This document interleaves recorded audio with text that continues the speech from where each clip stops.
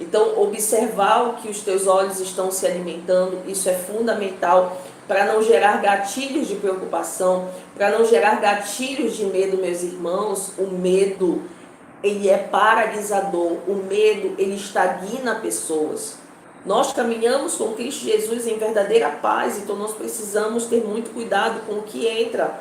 Os gatilhos digitais hoje em dia, gatilhos digitais, aquilo que você vê na internet, aquilo que desperta o medo em você, aquilo que desperta uma preocupação, aquele gatilho que desperta desesperança, aquele gatilho que desperta em você uma preocupação.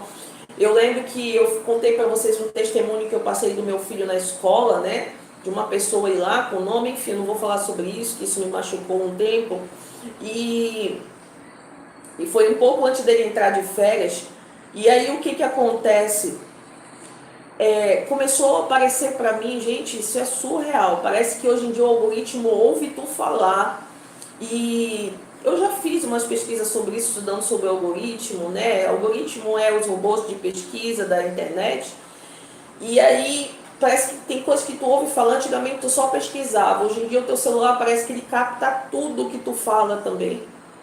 E começou a aparecer muitas crianças na internet, muitas coisas de sequestro, muitas crianças e tudo mais.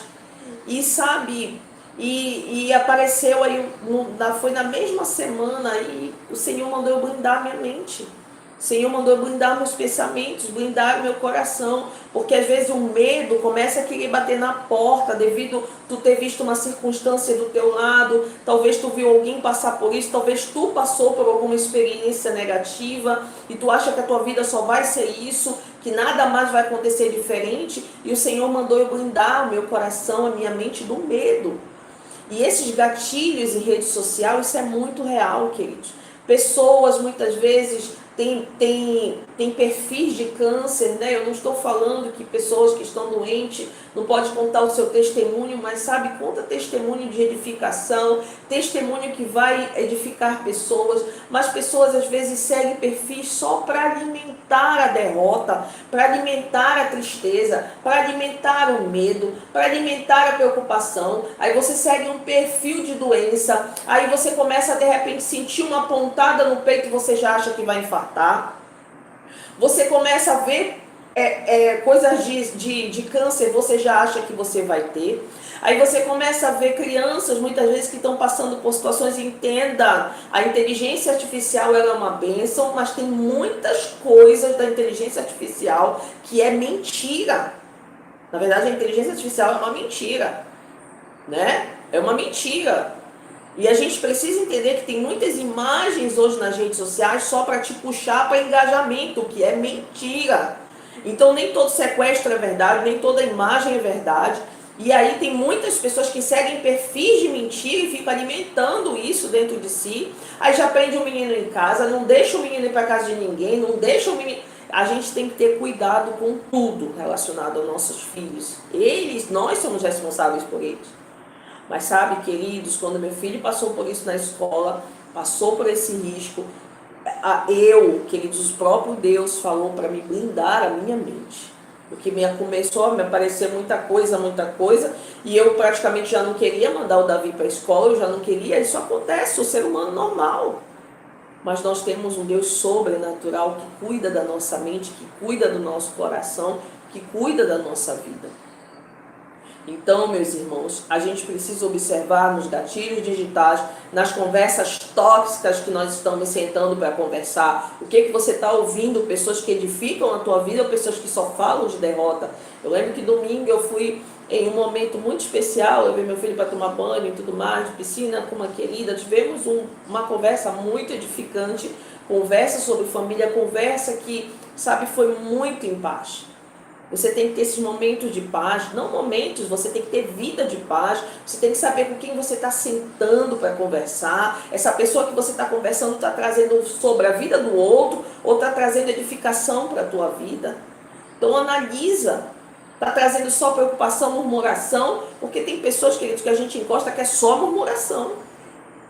E a tua mente precisa estar blindada. Se você quiser conservar a tua mente em verdadeira paz, em paz, você precisa, queridos, blindar o que chega a você. Você precisa analisar o que está chegando a você. Então você precisa se perguntar, essa conversa, isso que eu estou vendo, está trazendo edificação ou pavor para mim? Essa conversa que eu estou sendo inserida aqui, está trazendo preocupação ou está trazendo edificação na minha vida? Essa pessoa que eu vivo falando, tomando café, sentando em mesas, batendo um papo, indo para eventos, indo para congresso, indo para shows, sei lá, a tua vida qual é, indo para shopping. Essa pessoa, ela está trazendo pavor ou ela está trazendo edificação? Está trazendo do espírito ou está trazendo de morte na minha vida? A gente precisa se perguntar isso. O problema que está chegando na minha mente, eu consigo resolver? Ou isso que está chegando na minha mente é só para me consumir? Nós precisamos nos perguntar. Isso que está chegando na minha mente, eu consigo pegar e resolver? Porque se você consegue, vai lá e resolve. Se você consegue, tem informação para resolver sobre aquilo, vai lá e resolve. Vai lá, o Senhor vai te ajudar a resolver. Mas se esse pensamento, essa preocupação, essa dívida que eu tenho, eu consigo ir no banco parcelar? Esse boleto que eu tenho para pagar, eu consigo renegociar? Essa casa que eu tenho para construir, eu consigo fazer assim? Eu tenho dinheiro suficiente para fazer assim? Eu tenho crédito suficiente para fazer? Porque até o crédito a gente precisa calcular custo, porque a fatura chega, tá? Então não tente resolver um problema buscando outro problema. Nós resolvemos um problema buscando Jesus de solução. Mas tem pessoas que procuram resolver problema por precipitação. E pegam um problema e põem um outro problema no lugar. Não é assim que a gente resolve o problema. Então, eu consigo resolver esse problema ou eu preciso parar, deixar minha mente pelo Espírito, deixar o Espírito trabalhar na minha mente, acalmar para resolver esse problema. Então, nós precisamos nos perguntar, isso me edifica que eu estou assistindo, que eu estou ouvindo ou me traz favor? Eu consigo resolver isso agora ou só vou ficar mais preocupada?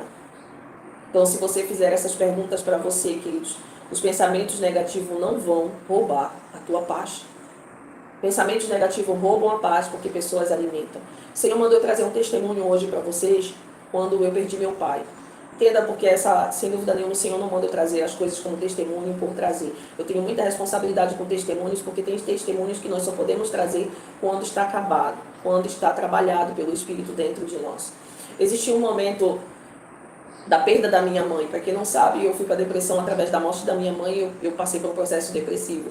A minha mãe morreu, eu tinha 20, eu não sou muito boa para tempo, essas coisas eu não fico guardando, postando na rede social, meu pai morreu em tal ano. Eu não sou assim, e se você é tudo bem, mas eu não sou assim. Então, datas assim eu não sei muito bem. Vou lançar, aí eu tinha meus 20 e poucos anos, foi antes de eu conhecer meu esposo, então eu tenho 41, foi meus 20 e poucos anos eu perdi minha mãe.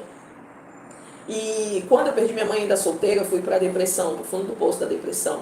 E eu me desesperei, veio uma desesperança muito grande na minha vida, não conhecia Jesus, foi muito complicado. Eu fui para o fundo do poço com a depressão, a ansiedade tocou, o toque obsessivo compulsivo, que eu já tinha desde 10 anos, gerou um gatilho na perda da minha mãe, e tudo isso aflorou. Então quase eu morri, perdi muito peso, foi muito difícil esse tempo de caminhada, fiz tratamento, conheci Jesus, o Senhor me resgatou. Só que na perda da minha mãe, eu fui com uma total desesperança, uma total falta de paz. Eu tinha muito medo do futuro, eu não sabia como seria a minha vida, porque minha mãe ela me super protegeu muito.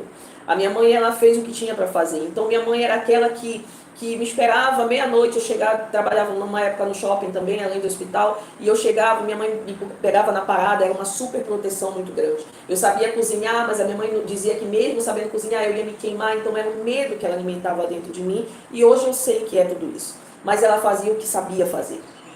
E aí naquele tempo da perda da minha mãe, quando ela morreu, parece que a paz, parece não, ela também não existiu mais dentro de mim. Não existia mais dentro de mim. Não existia mais esperança. Eu fiquei como se fosse oca por dentro, vazia por dentro. E aí eu achei que eu não fosse amar de novo mais ninguém, como eu amava minha mãe e tudo mais. E na época meu padrasto foi um anjo que me ajudou muito nessa caminhada de depressão, patrocinou meus remédios, de meu tratamento, tudo. Foi um anjo. Deus sempre coloca alguém do teu lado para te dar um apoio de alguma forma. E aí eu passei por esse processo da minha mãe, depois casei, vim para Jesus e aí eu experimentei paz, né, com Jesus. Depois, quando o meu filho nasceu, quando meu filho ainda era pequeno, meu pai morreu. Meu pai ficou 12 anos acamado, minha madrasta ali, muito fiel, cuidando dele. e tudo mais. Até hoje eu tenho a minha madrasta como uma mãe, vem aqui em casa, né? Essa semana ela veio aqui em casa, uma bênção. E, e aí o Senhor, Ele me fez experimentar o que é uma paz verdadeira no luto. Porque luto, queridos, eu não quero ser insensível. Você vai chorar, você vai sentir. Mas quando nós estamos em Jesus, nós sabemos que a partida, ela é diferente, é uma passagem. Que por mais que a gente sinta, por mais que doa, por mais, sabe, mas a gente tem uma paz que excede todo o entendimento dentro de nós. Quando alguém que a gente ama parte, nós sabemos que parte com Jesus. E meu pai partiu com Jesus. E aí o que acontece?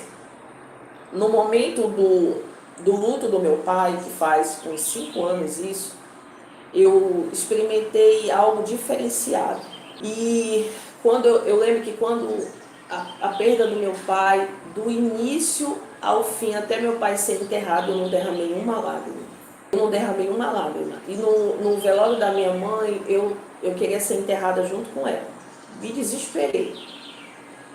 E eu lembro que eu estava, na época, no hospital, o Filoiola com a minha mãe, eu me jogava no chão. Era horrível a sensação de morte que eu senti junto com a minha mãe.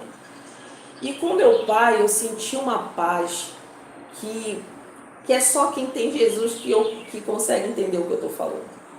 De verdade. E aí, quando o meu pai foi pro velório, eu me senti muito constrangida ali de não chorar, porque meu pai, para mim, eu sempre amei muito meu pai, né? Eu sempre honrei meus pais, apesar do meu pai acamado, eu ainda ia visitar meu pai. A minha madrasta, claro, cuidava muito mais, porque tá ali dia a dia, é uma outra situação. Já era casada também em determinado tempo, mas sempre estava ali com meu pai, né? Enfim. E quando meu pai estava no velório, eu não chorei. Quando meu pai foi enterrado, eu não chorei.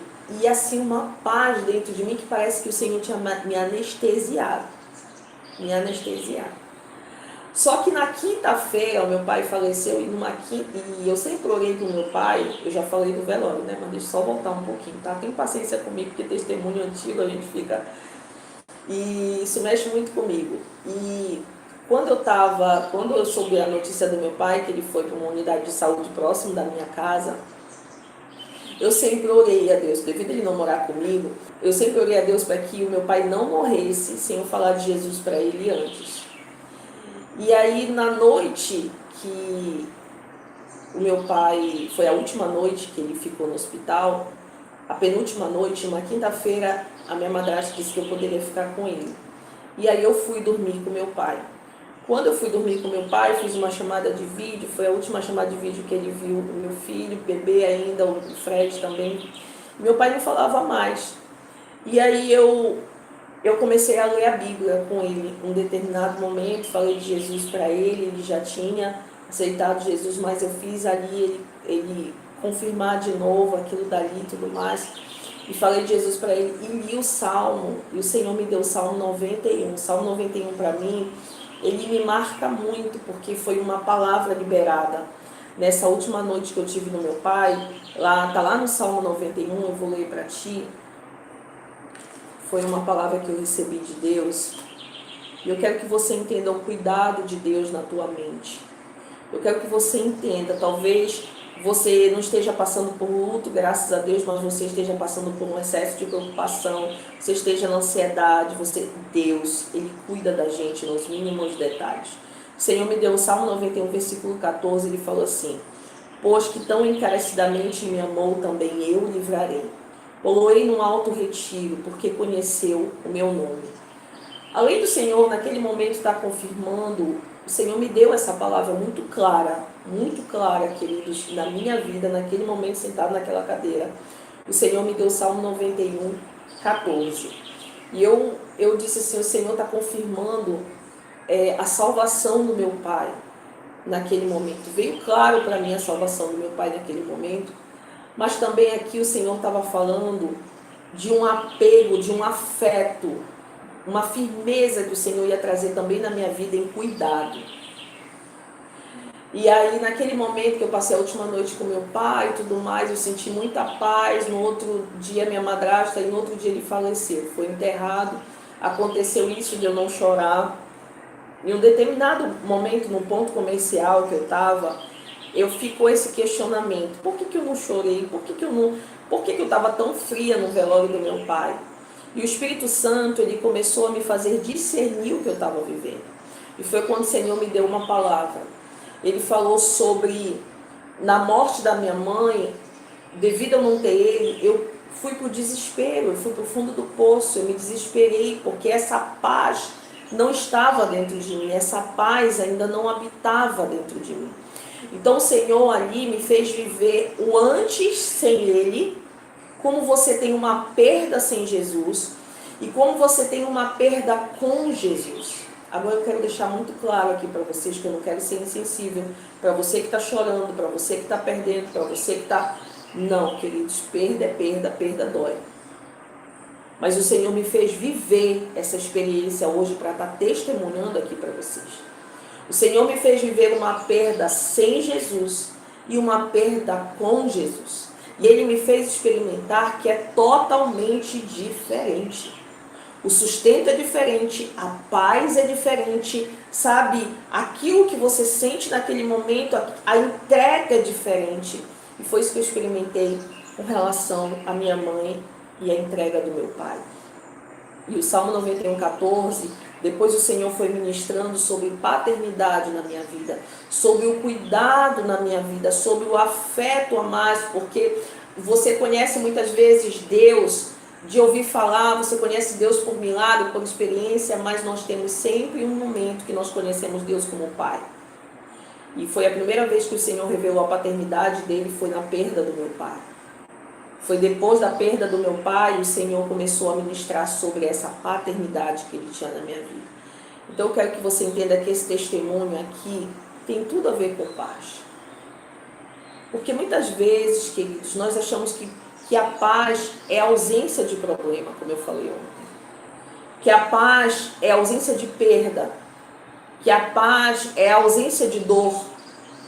Que a paz é a ausência de tristeza.